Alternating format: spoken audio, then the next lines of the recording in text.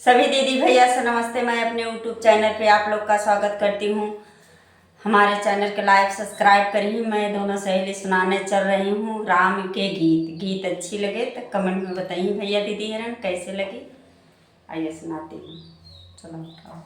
सरजू में एगो गरिया नजरिया रामई से लड़ी गई। सरजू में बोर गरिया नजरिया रामई से लड़ी गई। जाई कहाँ मोरे बारे ससुर से, जाई कहाँ मोरे बारे ससुर से।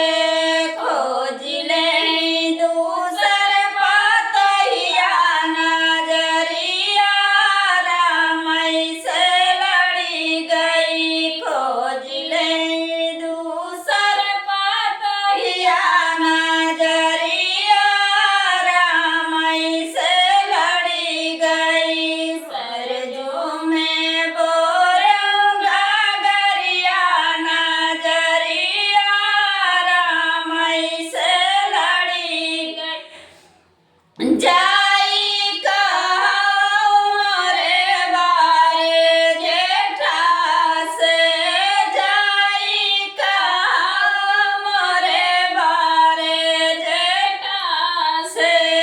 खोज ले दूसर भैया नजरिया रामई से लड़ी गई। खोज ले दूसर भैया नजरिया रामई से लड़ी गई। सरजू में बोर गरिया नजरिया रामई से लड़ी गई। रामई से लड़ी गई हो, रामई से लड़ी गई। सरजू में बोर गरिया नजरिया रामई से लड़ी गई। जाई कहाँ मोरे बारे बलम से, जाई कहाँ मोरे बारे बलम से।